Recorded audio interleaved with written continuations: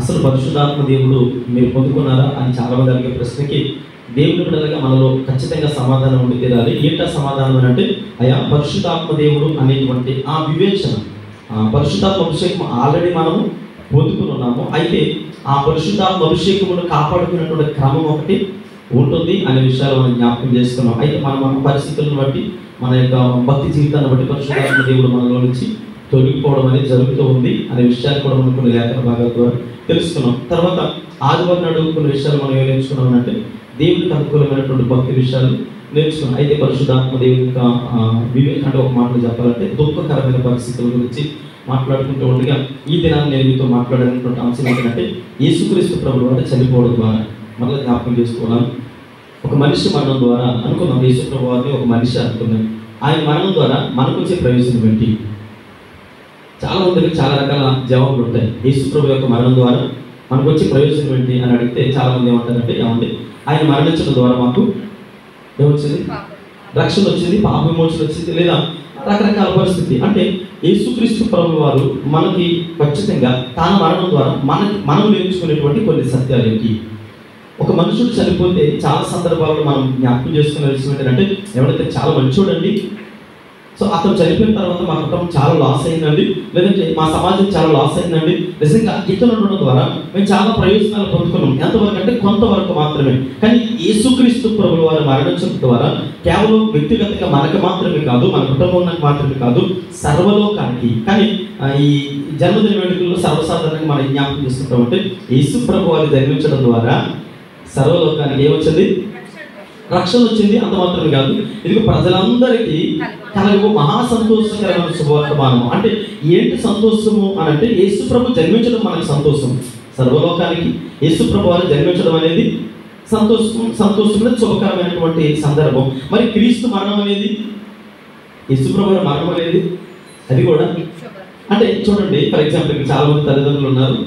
Maybe మీ సహోదరులు ఎవరైనా, ఏమండి మీ తమ్ముడు చనిపోతే ఇదిగో మన ఊరు బాగుపడుతుందండి అన్నారు. ఏమండి లేదా మీ ఆయన చనిపోతే మన ఊరికి పట్టినటువంటి శనంతా కూడా తొలగిపోతుంది. కాబట్టి మీ అమ్మాయి చనిపోతే ఊరికి పట్టినటువంటి దరిద్రం వదిలిపోతుంది. కాబట్టి ఆ ఊరి మధ్యలో ఎక్కడైతే ఒక రచ్చబండ అంటారు కదా, ఆ ఊరి నడుబడికి తీసుకుని వచ్చి ఆ వ్యక్తిని, అనగా మన కుటుంబ సభ్యుడిని తీసుకుని వచ్చి అక్కడ మనందరూ ఊరి ప్రజలందరూ చూస్తుండగా, దేశంలో కాదు ఊరి ప్రజలందరూ చూస్తుండగా అలా కత్తితో నరికి శిరఛేదనం చేసో లేదంటే ఉరి తీసో చంపేస్తూ ఉంటే ఎంతమంది తల్లిదండ్రులు యాక్సెప్ట్ చేస్తారు?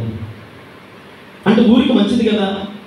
మన కుటుంబం కూడా అందులో ఒక కుటుంబం ఉంది కదా. ఇప్పుడు మనం ఎదుర్కొన్నటువంటి 2020లో కరోనా సందర్భంగా ఎవరో వచ్చన్నారు, ఏమండి ఇదిగో మీ కుటుంబంలో ఉన్నటువంటి మీ పెద్ద కుమార్తె లేదా మీ పెద్ద కుమారుడు లేదా మీ చిన్న కుమారుడు లేదా మీ కుటుంబంలో మీరే కావచ్చు, మీరు చనిపోతే ఈ కరోనా ఉండదు. ఇదిగో ఈ ఊరు మధ్యలో మిమ్మల్ని తీసుకెళ్ళి అందరూ చూస్తుండగా మిమ్మల్ని ఊరేస్తే ఊరుకున్న దరిద్రం అన్నారు. ఎంతమంది దానికి అంగీకరిస్తారు? ఏమంటారు తెలుసా?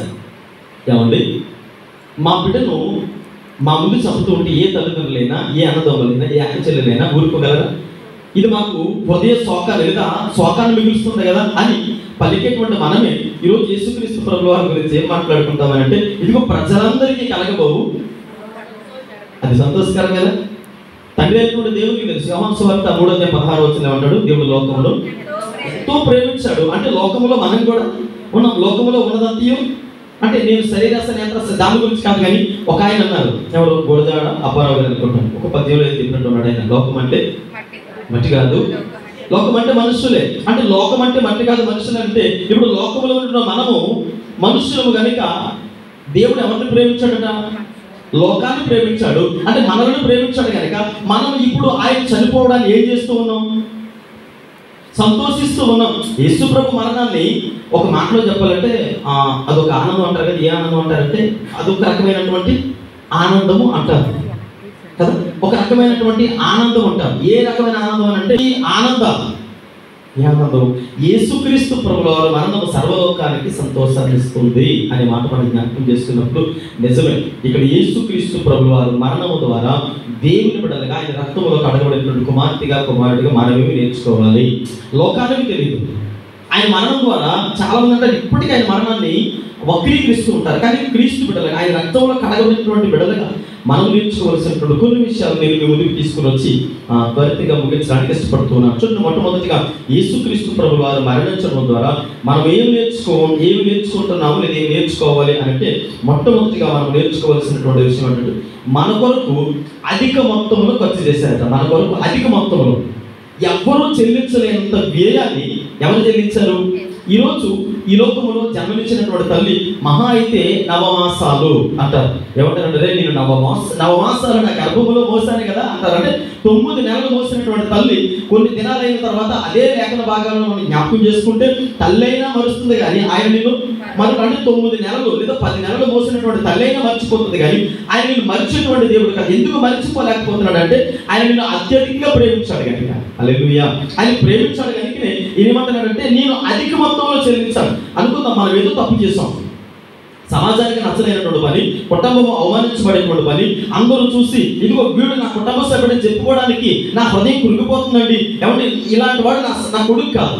ఇప్పుడు మీరు గమనించండి, అనుకుందాం ఒక యవనస్తుడు కొంతమంది యవనస్తులతో శిక్షాభాసం చేసి ఎవరో యవనస్తురాలు పాడు చేసినప్పుడు సమాజంలో ఏమంటారంటే, ఏమంటే ఈయన ఒక పనికిమాలుడు అండి, ఈయన ఎవరబ్బాయి అంటే పలానా అబ్బాయి అంటే వాళ్ళు ఏమంటారు తెలుసా? మీడియా ముందుకు వచ్చి, ఏమండి ఇదిగో వాడిని మేము ఎప్పుడో వదిలేసాం కాబట్టి ఇలాంటి వాడు మా కొడుకు అని చెప్పుకోవడానికి మేము సిగ్గుపడుతున్నామండి. అసలు ఇలాంటి పనులు చేస్తున్నాడు కాబట్టి వాడు ఎప్పుడో వదిలేసాం, మా కొడుకు కాదని అంటారు. ఎందుకని? ఒక తప్పు చేస్తే వాడు చేసిన తప్పే, నేను తప్పుని ఎంకరేజ్ చేయడం లేదు. అలాంటి పని చేయడం అనేది సమాజం అంగీకరించదు. ఇప్పుడు ఆ వ్యక్తిని చూసి జన్మనిచ్చిన తల్లిదండ్రులు వాడిని పెంచి ప్రయోజకులు చేయవలసినటువంటి తల్లిదండ్రులే వీడు నా కొడుకు కాదు అంటూ ఉంటే, ఈయనేమో నేను లోకాన్ని ప్రేమించాను కానీ నా ప్రజలు నేను ప్రేమించాను కనుక వారి కోసం నేను ఎంత మొత్తంలో చెల్లించాలనుకుంటున్నాను అని అంటే వెనకట్టలేనటువంటి తన ప్రాణమును దానముగా ఇచ్చేసాడట. హల్లెలూయా. చూడండి, ఒక్కసారి వాక్య భాగం చూద్దాం. అపోస్తలుడి కార్యములు 20వ అధ్యాయము 28వ వచనంలో మనం జ్ఞాపకం చేసుకుందాం. అపోస్తలుడి కార్యము 20వ అధ్యాయము 28వ వచనాన్ని జ్ఞాపకం చేసుకుందాం. దేవుడు తన స్వరక్తమునిచ్చి సంపాదించిన తన సంఘమును కాయుటకు ఉంచెను.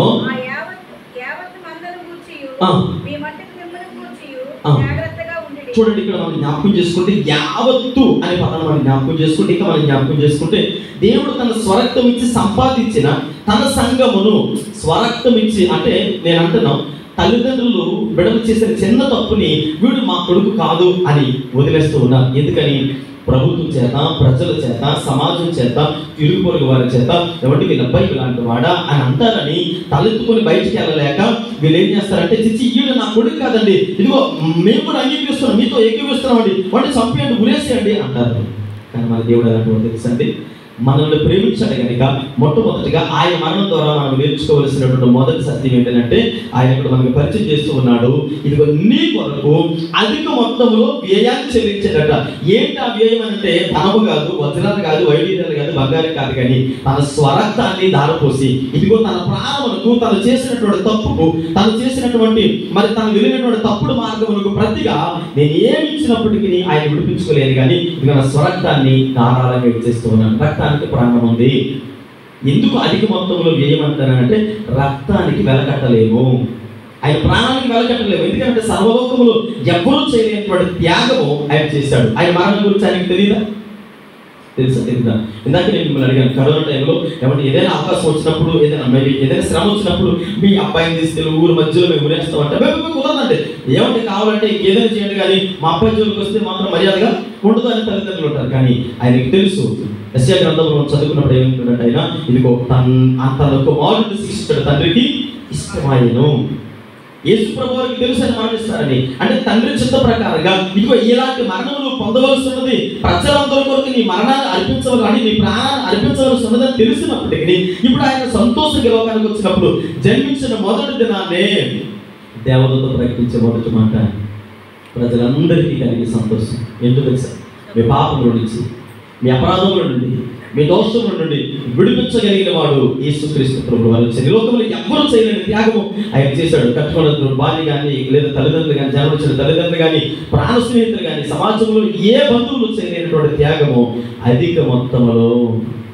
కొన్నిసార్లు మనం అంటున్నాం, ఒక 10,000 వరకు అయితే నేను అడ్జస్ట్ చేస్తాను, కానీ మరి 10 లక్షలు ప్రజెంట్ నా దగ్గర లేవు. మొన్నే బాబుడికి ఫీజు అంటే కట్టేశాను, ఒక్క 10,000 లేదా 15,000 అయితే నేను రిజిస్టర్ చేయగలను, అంతకు మించి నా దగ్గర లేదండి. మా అబ్బాయికి 10 లక్షలు కడితే జడ్జి గారు బెయిల్ ఇస్తారట అంటే, లేదండి సారీ అండి నీకేం చేయలేను, ఇంకెక్కడైనా ప్రయత్నం. ఆయన ధనాన్ని నుంచి విడిపించలేదు, బలం ద్వారా విడిపించలేదు, అధికారం ద్వారా విడిపించలేదు, తన స్వరక్తాన్ని ఇచ్చి మనల్ని విడిపించాడు. రెండోది మనం జ్ఞాపకం చేసుకుంటే అదే మొదటి విషయంలో, ఒకటి అధిక మొత్తంలో విడిపించాడు. ఎందుకు అంటే పరిశుద్ధుని ప్రాణం వెలగబెట్టి విడిపించాడు. రెండవది, అందులో మొదటి పాయింట్లో రెండో పాయింట్ ఏంటంటే హెబ్రీయులకు రాసిన పత్రిక 2వ అధ్యాయము 1వ వచనంలో చదివితే అక్కడ ఏమున్నదంటే, మనము పరిశుద్ధులుగా ఉండుటకు ఆయన మనలను విడిపించను అనేటువంటి సందర్భాన్ని మనం జ్ఞాపకం చేసుకుని హెబ్రీయులకు రాసిన పత్రిక 2వ అధ్యాయము 1వ వచనం నుండి 4వ వచనం వరకు చదువుకుంటాం. కావున మనం వినిన సంగతులను విడిచిపెట్టి కొట్టుకుని పోకుంటున్నట్టు వాటి యందు విశేష జాగ్రత్త కలిగినట్టు వలన, ఎందుకనగా దేవదూతల ద్వారా పలకబడిన వాక్యము స్థిరపరచబడినందున ప్రతి అతిక్రమమును అవిధేయతను పొందినాము. ఇక్కడ రెండవది, ఒకటి పరిశుద్ధుడైన వాడు తన స్వరక్తం నుంచి మనల్ని విడిపించుకున్నాడు, వ్యయాన్ని చెల్లించి. రెండవది, మనలను పరిశుద్ధులుగా చేయడానికి ఆయన తన ప్రాణాన్ని పెట్టాడు. మొదటి విషయం ఏంటంటే యేసు ప్రభు వారు అధిక మొత్తంలో వ్యయాన్ని చెల్లించవలసి, ఎందుకు వ్యయాన్ని చెల్లించవలసి వచ్చిందంటే, ఒకటి పరిశుద్ధుడిగా ఉన్నాడు, ఆయనకి ఏ నిష్కలంకం లేదు, వచ్చి తన ప్రాణాన్ని ఇచ్చేస్తాడు, ఇంకెవరు కూడా వక్రీకరించడానికి లేదు.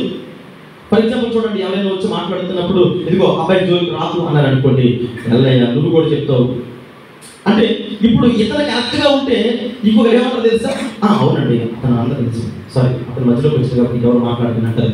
లేదనుకోండి ఏమి ఇద్దరు కలిసి అంటారు. అంటే ఇప్పుడు ఇక్కడ మనం జ్ఞాపకం చేసుకున్నప్పుడు ఆయన పరిశుద్ధుడు కనుక ఆ పరిశుద్ధ రక్తము మనకు వెల్లగా ఇచ్చి మనం విడిపించుకున్నాడు. ఆయన మరణ ఉద్దేశంలో మొదటి. రెండవది, మనలను పరిశుద్ధులుగా మార్చడానికి ఆయన ఉన్నతమైనటువంటి శ్రేష్టమైనటువంటి జీవితాన్ని వ్యయముగా అనగా విలువ పెట్టి మనల్ని విడిపించుకున్నటువంటి దేవుడిగా మనము జ్ఞాపకం చేసుకుంటాం. మూడవది, మత్తయి సువార్త 16వ అధ్యాయము 26వ వచనంలో చదివితే మన ఆత్మ చాలా విలువైనది.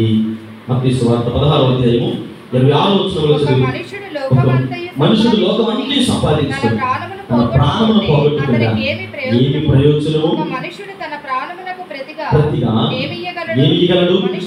మనుష్య కుమారుడు తన దూతలతో కూడా రాబోచున్నాడు, అప్పుడు ఆయన ఎవని క్రియలు చొప్పున వానికి ప్రతిఫలం ఇచ్చును. ఇక్కడ ఆయన మనల్ని విడిపించడానికి అంటే అధిక మొత్తంలో చెల్లించడానికి గల మూడవ రీజన్ ఏంటంటే మన ఆత్మ చాలా విలువైంది. ఎందుకు మన ఆత్మ విలువైంది అంటే, గతించిన వారు నేను తెలియజేశాను, ఆయన మనలో విలువైనటువంటి ఆత్మ ఉంచాడు, జీవాత్మ ఉంచాడు. ఒకవేళ ఆ జీవాత్మ మనలో తొలగిపోతే సౌలు దేవునికి అంగీకారము కానట్లుగా ఈరోజు మనము కూడా దేవుని సన్నిధిలో అంగీకారము కాదు, సౌలుతో దేవుడు మాట్లాడకుండా తృణీకరించినట్లుగా ఉన్నట్టు ఇప్పుడు మనలో కూడా ఆయన ఏం చేస్తాడు? అంగీకరించడు. మన ప్రార్థన అంగీకరించడు, మన సహవాసాన్ని అంగీకరించడు, మన భక్తి జీవితాన్ని ఇష్టపడడు. అంటే మనం జ్ఞాపకం చేసుకున్నప్పుడు ఆయనకు ఆయాసకరమైనటువంటి స్థితిలో ఉన్నప్పుడు ఈ ఆత్మ నాది కాదు, ఎందుకు కాదు, ఇది అగ్ని ఆడదు, పురుగు చావదాన్ని స్థలాన్ని ఎన్నుకుంది కనుక ఈ ఆత్మ గురించి నేను పరితపించవలసిన అవసరము లేదు అని ఒక్కసారి ఆయన నిర్ణయం తీసుకుంటే ఇంకా ఆ నిర్ణయాన్ని ఎవరు మార్చలేదు. అందుకని కొత్త నిబంధన కాలంలో మనం ఉంటాం, ప్రభుని పిలిచి ప్రతివాడు నా కుమారుడు కాదు కానీ మనలోకి వచ్చిన వారసుడు కాదు కానీ ఇదిగో తండ్రి చిత్త ప్రకారంగా ఎవరైతే చేస్తారో వారి నా పిల్లలు.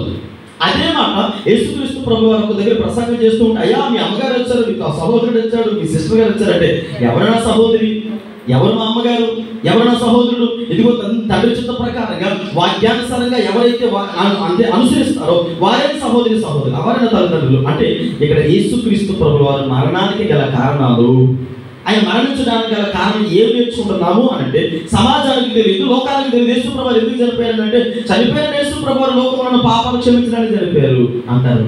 కానీ ఈరోజు మనం నేర్చుకున్నటువంటి ఒక్క 3 విషయాలు. మొట్టమొదటిగా ఆయన అధిక మొత్తంలో చెల్లించడానికి గల కారణం ఏంటి అని అంటే, నీ పట్ల నా పట్ల ఒక ప్రత్యేకమైన ప్రణాళిక. మొట్టమొదటి, అధిక మొత్తంలో చెల్లించి ఆయన పరిశుద్ధుడై ఉండి మనల్ని విడిపించుకోవడానికి. రెండవది, మనల్ని పరిశుద్ధులుగా మార్చడానికి. మూడవది, మన యందు ఆయన ఆత్మ ఉంది కనుక ఆ ఆత్మ చాలా విలువైనది కనుక విలువైనటువంటి ఆత్మను పోగొట్టుకున్నటువంటి సౌలు వలె, విలువైనటువంటి ఆత్మీయ జీవితాన్ని పోగొట్టుకున్నటువంటి గెహాజీ వలె విలువైనటువంటి ఆత్మీయ జీవితాన్ని పోగొట్టుకున్నటువంటి అనేకులు బైబిల్ గ్రంథంలో ఉన్నారు. అంటే వారందరినీ మనం జ్ఞాపకం చేస్తున్నప్పుడు భక్తి జీవితాన్ని కొనసాగిస్తూ విలువైనటువంటి భక్తి జీవితంలో పడిపోతే యేసుక్రీస్తు ప్రభువు వారి యొక్క మరణానికి అర్థము ఉండదు. రెండవ విషయాన్ని జ్ఞాపకం చేసుకుందాం. మనం జ్ఞాపకం చేసుకుంటే, ఒకటి మన కొరకు వ్యయాన్ని చెల్లించాడు, అతి మొత్తంలో చెల్లించాడు. రెండవది మనం జ్ఞాపకం చేసుకుంటే పాపిని గురించి, అనగా పాపిని అంటే మన గురించి, పాపి అనే దగ్గర మనం అనుకుందాం, మన గురించి ఆయన దయను కనికరమును చూపించాడట. మన గురించి ఏం చూపించాడు ఆయన? ఒకటి దయ చూపించాడు, రెండవది కనికరమును చూపించాడు. ఎందుకు అలా చూపించవలసి వచ్చింది అని అంటే, ఇక్కడ మనం జ్ఞాపకం చేసుకున్నప్పుడు మన పట్ల ఆయన జాలి పడ్డాడట. ఎందుకు జాలిపడవలసి వచ్చింది అని అంటే, చాలా సందర్భాల్లో మనం చూడండి, వాళ్ళు వెళ్తున్నప్పుడు చేతులు వృద్ధాప్యం ఉన్నటువంటి కొంతమంది తల్లులు ఉంటారు. వృద్ధాప్యం ఉన్నవారు పాపం వాళ్ళు లేవలేరు, కూర్చోలేరు, నిల్చోవడం ఇబ్బంది అవుతుంది. అక్కడ ఉన్నప్పుడు కనీసం గ్లాస్తో నీళ్ళు తీసుకొని తాగడం కూడా చేతులు, అంటే ఆ వయసు అంతా ఉడికిపోయిన తర్వాత వారు కనీసం ఆ గ్లాస్తో నీళ్ళు తాగేటప్పుడు ఏం చేస్తారు? ఉడికిపోతుండే, కనీసం ఎలా నోటి దగ్గర పెట్టుకొని మనస్ఫూర్తిగా తాగలేరు. ఎందుకని? చేతుల్లో సత్తు పోయింది, శరీరంలో దృఢత్వం పోయింది, కనీసం కంటి చూపు ఉండదు, నోటి మాట ఉండదు. ఎవరైనా సహాయం అడుగుదామంటే, నాకు తెలిసి అంటే అంబేద్కర్ కాలనీలో తల్లి గారు ఉన్నారు, రూత్ గారిని. నాకు అక్కడికి వెళ్ళినప్పుడు తల్లి చూసినప్పుడు చాలా బాధ అనిపిస్తుంది. ఎందుకు బాధ అనిపిస్తుంది అంటే, నిజంగా ఆమె ఎంతవరకు ఉండేటువంటి ఆ బలాన్ని చూసినప్పుడు ఆ గుమ్మలో నుంచి చాలాసార్లు నేను వెళ్ళినప్పుడు ఏం చెప్తానంటే, అయ్యా నేను రాత్రి పడిపోయానయ్యా, ఇదిగో ఈ నిజవంతలా వాసిపోయింది, పైనుంచలా దేవుడు వస్తుంటే ముందుకు పడిపోయినాయా, ముందుకు కాసుకోలేకపోయాను అంటారు. అంటే తనలో ఏమి లేదు, సత్తువు లేదు, బలం లేదు. ఇప్పుడు ఆ తల్లిని మనం ఎలా చూసినప్పుడు, అమ్మ పర్లేదమ్మ కూర్చున్నాను, కూర్చొని పర్లేదంటే, కానీ వాళ్ళకి ఉన్నటువంటి ఏంటంటే, అయ్యో పాస్టర్ గారు వచ్చారు కదా ఆయన కూర్చోబెట్టి, లేదంటే అంటే మనస్సులో ఉంది కానీ తనకి శరీరంలో ఏమి లేదు, సత్తువు లేదు. ఇప్పుడు అలాంటి వాటిని మనం చూడగానే మనకి అనిపిస్తుంది, అరే తల్లి పాపం ఏ విధంగా సహాయం లేదు, ఎవరైనా ఉంటే బాగుంది కదా, కొంచెం సహాయం చేస్తే బాగుంది కదా. మానవ నైజం కలిగినటువంటి మనుషులుగా మనకి ఏమనిపిస్తుంది? ఖచ్చితంగా జాలి అనేది, కనికరం అనేది, ప్రేమ అనేది పుడుతుంది. కానీ మన గురించి ఆయన ఎలా ఊహించుకున్నాడు అంటే, ఎలా చూస్తూ ఉన్నాడంటే, ఆయన ప్రతి వ్యక్తిని పరిశీలన చేసేటువంటి దేవుడు కనుక, ఆకాశం నుండి ప్రతి వ్యక్తిని ఆయన నేత్రాలు చూస్తున్నాయి కనుక, ఆయన ఏమని ఆలోచిస్తున్నాడంటే, ఇదిగో పాపము నుంచి మనం విముక్తి కలుగు చేసుకోలేము కనుక ఆయన మనల్ని చూసి జాలిపడ్డాడట. ఎందుకు జాలిపడ్డాడంటే, వీళ్ళు మరణానికి దగ్గరగా ఉన్నారు, మరి నిత్య నరకానికి వారసులకు వెళ్ళిపోతూ ఉన్నారు, ఇదిగో లోక పాపంలో అహుతైపోతూ ఉన్నారు, అపవాదులకి కవత హస్తాల్లో పడిపోతూ ఉన్నారు. కాబట్టి నేను ఎవరు విడిపిస్తారు అని అంటే, మనం జ్ఞాపకం చేసుకున్నప్పుడు యేసుక్రీస్తు ప్రభువు వారి రక్తము తప్ప ఇంకెవ్వరు కూడా మనల్ని అపవాదుల దగ్గర నుంచి విడిపించలేరు. ఇప్పుడు మనకి తెలుసా ఎవరు మనల్ని విడిపించగలరు? బైబిల్ గ్రంథాన్ని ఇప్పుడు చదువుతున్నాం కాబట్టి, లేఖన భాగాలు మనకు తెలుసు కాబట్టి, ఫర్ ఎగ్జాంపుల్ లోకంలోకి వెళ్ళి ఎవరో అన్యుల దగ్గరికి వెళ్ళి, ఎవరి మిమ్మల్ని ఎవరు విడిపిస్తారండి మరణం నుండి, ఎవరి మిమ్మల్ని ఆ నిత్య అగ్ని నుంచి, లేదంటే నరకం నుండి, ఏదో పాతాళం నుండి దాని నుంచి ఎవరు కాపాడతారండి అంటే, వాళ్ళు ఏమంటారంటే, ఏమంటే అలాంటివి ఉన్నది పర్లేదండి, ఏదో బ్రతుకున్నంత వరకు మామూలుగా వెళ్ళిపోతుంది, తర్వాత చూద్దామండి. అయినా మోక్షం గురించి మనం అంత ప్రత్యేకంగా ఆలోచించవలసిన అవసరం ఏముంది అని అంటే, వారికి ఒక క్లారిటీ లేదు. కానీ క్రీస్తు స్వరక్తంలో కడగబడినట్లుగా మనకు క్లారిటీ ఉంది. ఏంట క్లారిటీ అంటే, ఇదిగో నా దేవుడు నన్ను నిత్య జీవానికి వారసుడిగా చేయబోతున్నాడు, నన్ను విడిచిన దేవుడు కాదు. అంటే ఈ లోకంలో మనల్ని పరిశీలన చేసిన తర్వాత ఆయనకు మన పట్ల కలిగినటువంటి ప్రేమ, జాలి ఏంటంటే, నా బిడ్డలు నిత్య నరకానికి వెళ్ళిపోకూడదు. కోప్పడే దేవుడే కానీ ప్రేమ చూపించేవాడు. ఆదమవడు తగిలిసిన తోటలోంచి వెళ్ళగొట్టిన తర్వాత మరలా ఆయన వెంటనే వెనకాల వచ్చేదట. దానికి నిదర్శనమే క్రొత్త నిబంధన కాలంలో ఇద్దరు కుమారుల యొక్క కథనం అని ఉంటాం. తండ్రి చిన్న కుమారుడు పంపించిన తర్వాత వెళ్ళిన దినం నుండి సరిగ్గా తినలేదు, సరిగ్గా మనశ్శాంతిగా ఉండేవాడు కాదు, బట్టలు వేసుకునేవాడు కాదు, సరిగ్గా పెద్ద కుమారుడు దగ్గర ఉన్నప్పటికీ ప్రేమగా చూసేవాడు కదా. అందుకని పెద్ద కుమారుడు ఒక రోజు అంటాడు కదా, ఇదిగో ఇన్ని దినాలు నేను నీతో ఉన్నాను కదా, ఎప్పుడైనా నాతో ప్రేమగా మాట్లాడావా, ఎప్పుడైనా నాతో కలిసి భోజనం చేసావా, ఎప్పుడైనా నాకు కోసం విందు చేయించావా, ఎప్పుడైనా నాకు ఇంత పండగ చేసావా. ఇదిగో పారిపోయినాడు పని కుమారుడు, డబ్బంతా పట్టుకుని వెళ్ళిపోయాడు కదా, మళ్ళీ వాడు తిరిగి వస్తే వాడి కోసం కొత్త వస్త్రాలు కొన్నావు, కొత్త చెప్పులు కొన్నావు, బంగారు కొన్నావు, ఉంగరం కొన్నావు, వాడి కోసం విందు చేపిస్తూ ఉన్నావు. ఎందుకయ్యా నీకు అంత ప్రేమ అని అంటే, తన పట్ల దేవుడు జాలిపడ్డాడు. ఈరోజు మన గురించి ఆయన జాలిపడేటువంటి దేవుడు కనుక, ఎందుకు మన మీద అంత జాలి అంటే, ఆయన మరణంకి తగినటువంటి విలువ తెలియచేయాలంటే ఆయన ఉద్దేశం. ఇప్పుడు జ్ఞాపకం చేసుకోండి. రెండవది, మన గురించి మన పట్ల ఆయన దయను కనికరమును చూపించేటువంటి దేవుడిగా ఉంటూ ఉన్నాడు. చూడండి, రోమీయులకు రాసిన పత్రిక 6వ అధ్యాయం 23వ వచనం చదువుకుందాం. రోమీయులకు రాసిన పత్రిక 6వ అధ్యాయము 23వ వచనంలో చదివితే ఇక్కడ ఒక మాట మనం జ్ఞాపకం చేసుకుంటాం. అనగా పాపం వలన వచ్చిన మరణము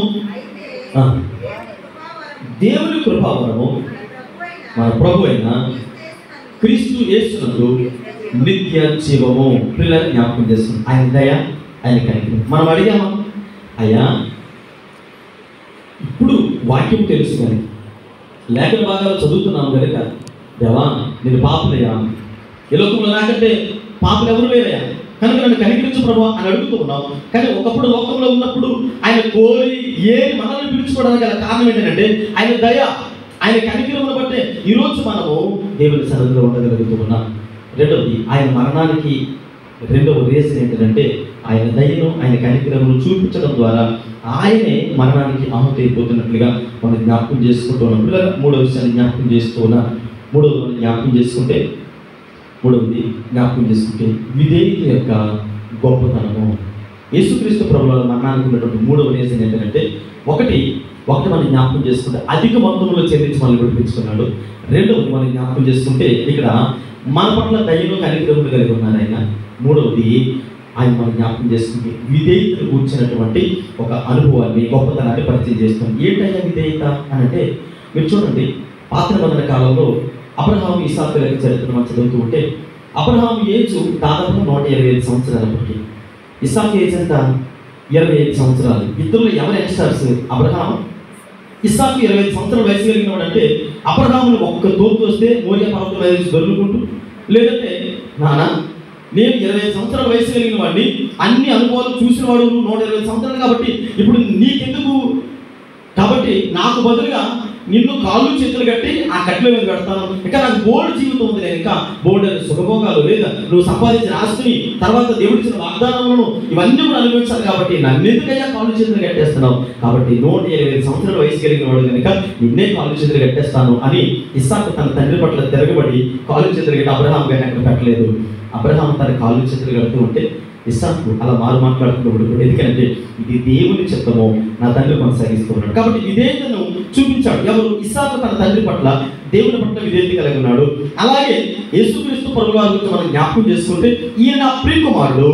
ఈయన అంత మాత్రం కదా, మరొక చోట ఏమంటాడంటే లోక పాపములను మోసుకొని పోయేటువంటి దేవుడు, లోక పాపాలను మోసుకొని పోవడానికి వస్తూ ఉన్నాడయ్యా. ఆయన లోకములో సంతోషించడాన్ని కాదు, సుఖభోగాలు అనుభవించడాన్ని కాదు, ఈ లోకములో మరి ఒక విధంగా చెప్పాలంటే యోధా ప్రభుత్వం మీద ఆ రాజ్యాన్ని చలాయించడానికి కాదు, కానీ లోక పాపములను మోసుకొని పోయేటువంటి గొర్రెపిల్ల ఏంటి అని అంటే సర్వ పాపములను ఆయన భుజ స్కంధాల మీద వేసుకొని ప్రజలను నీతిమంతులుగా, పరిశుద్ధులుగా మార్చి మరణాన్ని రుచి చూడడానికి వస్తూ ఉన్నాడు. ఎంతమంది మరణాన్ని కోరుకుంటాం? ఈరోజు ప్రపంచంలో మనిషి భయపడేదాన్ని దేనికి అని అంటే మొట్టమొదటిగా మరణానికి భయపడతారు. యేసు ప్రభువు మరణం పట్ల విధేయత చూపించాలంట. ఆయన మరణంలో దాచినటువంటి మూడవ విషయం ఏంటంటే విధేయతలో ఉన్నటువంటి గొప్పతనం, ఎంత గొప్పతనాన్ని పరిచయం చేశాడనంటే ఆయన మరణం గురించి చాలా తేలిగ్గా తీసుకున్నట్లుగా మనం జ్ఞాపకం చేసుకుంటున్నాం. ఇది కూడా చాలా ఖరీదైంది. ఎందుకు ఖరీదైంది అంటే విధేయతకు బదులు ఈ లోకంలో నిజానికి మన అందరూ కూడా అవిధేయులమే. ఎక్కడి నుంచి వచ్చిన అవిధేయత? ఎవరి దగ్గర నుంచి ప్రారంభించబడింది? ఆదాము అవ్వల దగ్గర నుంచి నిజానికి ఆదాము గారి దగ్గర నుంచి కూడా కాదు, అవ్వమ్మ గారి దగ్గర నుంచి ప్రారంభించబడింది.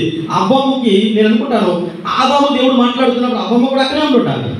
అవ్వమ్మ అక్కడ ఉన్నప్పుడు ప్రతిదీ కూడా ఇరువురితో దేవుడు మాట్లాడుతున్నాడు. ఉదయ సాయంత్రకాల సమయంలో మాట్లాడుతున్నప్పుడు అయ్యో దేవుడు నా భర్తతో నాతో మాట్లాడుతున్నాడు కదా అని ఇప్పుడు అవ్వమ్మ విని ప్రతిదీ కూడా హృదయం ముందు భద్రపరచుకోవాలి.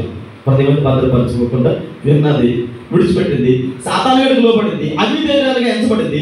దేవుని సన్నిధిలో అవిధేయతను చూపించడం ద్వారా అవిధేయత చాలా మూల్యం చెల్లించాలట. ఎంత మూల్యం చెల్లించాలంటే ఈరోజు మానవులు అనుభవించే మరణానికి ఒక విధంగా చెప్పాలంటే విధేయతకి ఒక మాట చెప్పండి. చూడండి, 10,000 ఎవరి దగ్గరైనా డబ్బులు ఇస్తున్నాం అనుకోండి, 100కి ఎంత ఇస్తారు? ఎంత అంటారు?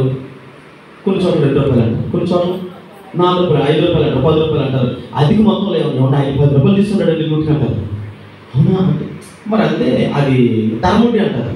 ఇప్పుడు 100కి 10 రూపాయలు చెప్పాడు, కొన్ని దినాలు అయిపోయిన తర్వాత నేను వడ్డీ చెల్లించలేదు. ఏం చేస్తాడు? చెల్లించు అంటే ఒక తీసుకున్నటువంటి మొత్తానికి వడ్డీ ఖచ్చితంగా కట్టాలి. తీసుకున్నది ఏంటి? విధేయత దేవుడు మన జీవితంలో బహుమానంగా ఇచ్చాడు. ఆ విధేయతను కాస్త వీళ్ళు ఎలా మలిచారు? అవిధేయతగా మలిచేశారు. ఇప్పుడు అవిధేయతకి ఖచ్చితంగా ఏం చేయాలి? అసలుకి వడ్డీ కట్టాలి. వడ్డీ ఏంటంటే మనుషుని యొక్క మరణము. వడ్డీ ఏంటి? అసలేమో అవిధేయత, వడ్డీ ఏంటి? మరణం. ఇప్పుడు ఆ మరణాన్ని ఎలాంటి వారు మరణిస్తే మానవుల యొక్క పాపాలు తొలగిపోతాయి? ఎలాంటి వారు తన ప్రాణాన్ని తీసుకుని వెళ్ళి అయ్యా ఇంకో వారికి బదులుగా అవిధేయతకు బదులుగా నేను నా ప్రాణాన్ని ఇస్తున్నాను, ఎవరిని విడిపిస్తున్నాను, నేను విమోచిస్తూ ఉన్నాను అనంటే ఎవరు అంగీకరించగలరు? ఎవరు ప్రాణాలు మరి మానవుల యొక్క ప్రతి పాపములకు విముక్తి కలుగు చేస్తుంది అనంటే సర్వశక్తి కలిగినటువంటి యేసుక్రీస్తు ప్రభువు వారే. ఆయన తన విధేయత ద్వారా ఏ విషయంలో కూడా ఆయన పడిపోకుండా, ఏ విషయంలో కూడా దారి తప్పిపోకుండా, ఏ విషయంలో కూడా కృంగిపోకుండా ఆయన సంతోషంగా కలువరి శిలువలో తన ప్రాణాన్ని అర్పించినట్టు తండ్రి చెప్పే ప్రతి మాటకి అయ్యా ఇదిగో లోక పాపములు మోసుకొని పోయేటువంటి దేవుని కొరకు పిల్ల ఆయన ఉన్నతమైన వాడే. పౌలు అంటాడు అయ్యా ఆయన దేవునితో సమానుడయ్యా, ఆయన దేవునితో సమానుడు పౌలు గారు అంటారు.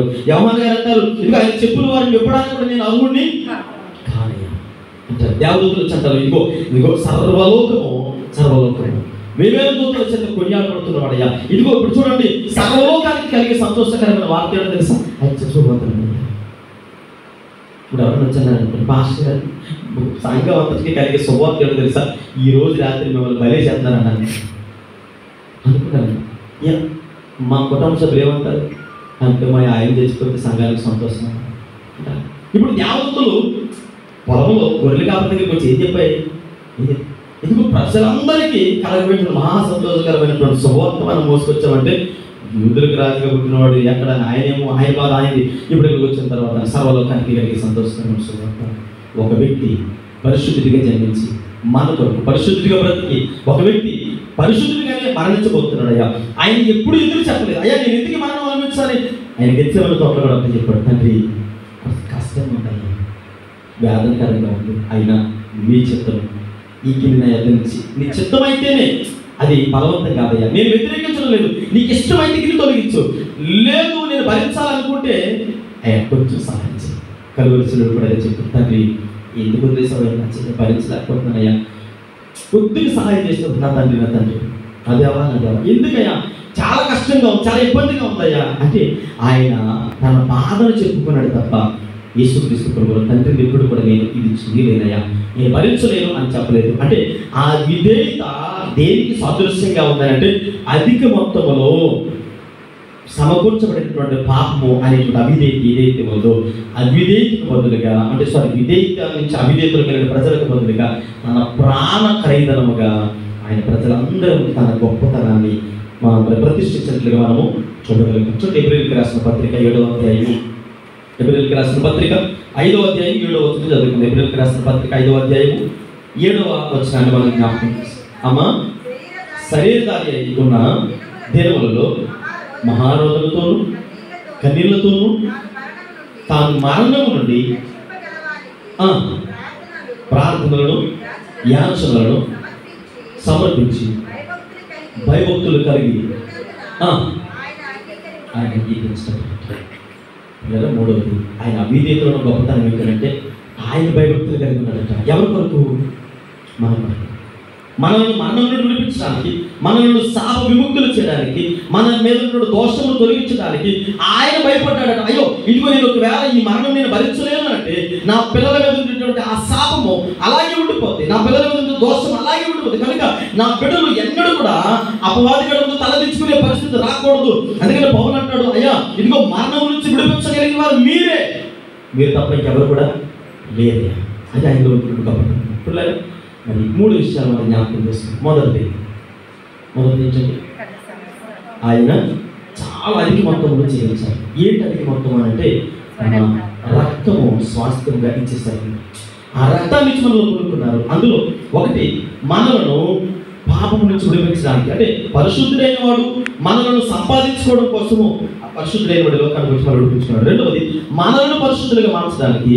మూడవది మనలో విలువైనటువంటి ఆత్మ, చాలా విలువైనటువంటి ఆత్మ, ఎన్నికైనటువంటి ఆత్మ కాదు, లేదా తృణీకరించబడినటువంటి ఆత్మ కాదు, లేదంటే నిత్య నరకానికి వెళ్ళిపోయినటువంటి ఆత్మ కాదు. కానీ అందుకని యేసు ప్రవక్త అంటారు, ఇదిగో దుష్టుడు తన దుష్టత్వం మరణించుట ఆయనకి ఎంత మాత్రము కూడా ఇష్టం లేదయ్యా. ఏదో ఒక విధంగా వారిని తన దగ్గరికి సంపాదించుకోవడం కోసమే ఆయన తన ప్రేమను మన పట్ల చూపించాడు. రెండవది మనం జ్ఞాపకం చేసుకుంటే, రెండవది తన దయను, తన కనికరమును మన మీద ఉంచాడు. తన మరణంలో ఏం దాగుంది అని అంటే, చాలాసార్లు మనం ఏం చేస్తామంటే, అయ్యో యేసు ప్రభువు చాలా ఘోరంగా చనిపోయారండి, చాలా ఘోరంగా రోమ సైన్యం కొట్టారండి, చాలా భయంకరంగా కొట్టారండి అంటే, ఆయన మనల్ని చూసి చింతిస్తూ ఉన్నాడు. అయ్యో నా బిడ్డలు నరకానికి వెళ్ళిపోతున్నారే అని తన ప్రాణం తీసుకొచ్చి క్రైదనంగా ఇచ్చేస్తాడు. మీరేదైనా చేసుకుంటాయా, నాగడసాలతో దున్నబడినటువంటి శరీరమును అప్పగించిన ఇష్టం, మీకు ఇష్టం వచ్చినట్టు చేసుకోండి, నేను ఎవరికి కూడా అడ్డు చెప్పను. కేవలం దేని కొరకంటే మన పట్ల దయను కనికరము కలిగి. మూడవ మనం జ్ఞాపకం చేసుకున్నప్పుడు ఇక్కడ విధేయత యొక్క గొప్పతనం ఏంటనేది చూపించాలి. విధేయతలో గొప్పతనం దాగుంది అంటే ఎలా దాగుందయ్యా, ఏ విధంగా మరి మా మీద ఉన్నటువంటి అవిధేయత తొలగిపోయింది, మేము ఎలా విధేయులుగా మనసపడ్డాము అని అంటే, ఇక్కడ మనం జ్ఞాపకం చేసుకుంటే, అవిధేయులుగా ఉన్న మన కొరకు ఖచ్చితంగా అవిధేయులు దానికి చెందినటువంటి అవిధేయత చూపించాము కనుక తగిన మూల్యాన్ని చెల్లించాలి. అవిధేయులుగా ఉన్నవారు అవ్వమ్మ ఆదాము గారు అవిధేయులుగా మారిన వెంటనే గెత్సెమనే తోటలోంచి వెలువబడ్డారు. మరి ఈ రోజు మన భక్తి జీవితంలో, మన యొక్క ప్రార్థన జీవితంలో, దేవునికి అనుకూలంగా బ్రతికే జీవితంలో అవిధేయులుగా ఉన్నప్పుడు దానికి తగిన మూల్యం ఏంటి? మరణం. ఆజ్ఞాతిక్రమం, పాపం నుంచి జీతం మరణం. కనుక ఆ మరణానికి మధ్యలో నిలబడన్నాడు, ఇదిగో నా బిడ్డలు అవిధేయులే, అయితే వారికి బదులుగా నేను నా ప్రాణాన్ని ఇస్తాను. అవిధేయతకు బదులుగా తన ప్రాణాన్ని ఇచ్చేసి చాలా ఉన్నతమైనటువంటి గొప్పతనాన్ని చెప్తున్నాడు. చాలాసార్లు మనం అంటాం, ఏమంటే చాలా గొప్పడు, ఆ గొప్పతనాన్ని బట్టే ఈరోజు నా పెద్దలు ఎలా ఉన్నారు. నిజమే, ఆయన చాలా కష్టం అనిపించాడు, చాలా నిందలు పడ్డాడు, చాలా అవమానాలు ఎదుర్కొన్నాడు. అయితే ఆయన మధ్యలో నిలబడి ఈరోజు నా పిల్లలు కాపాడాడు. మేము ఎలా ఉన్నామంటే ఆయన గొప్పతనం అంటే అవిధేయతకు బదులుగా ఒక వ్యక్తి తన వెళ్ళి నిలబడి ఆ అవిధేయతకు మూల్యం నేను చెల్లిస్తాను, నేను చెల్లిస్తాను.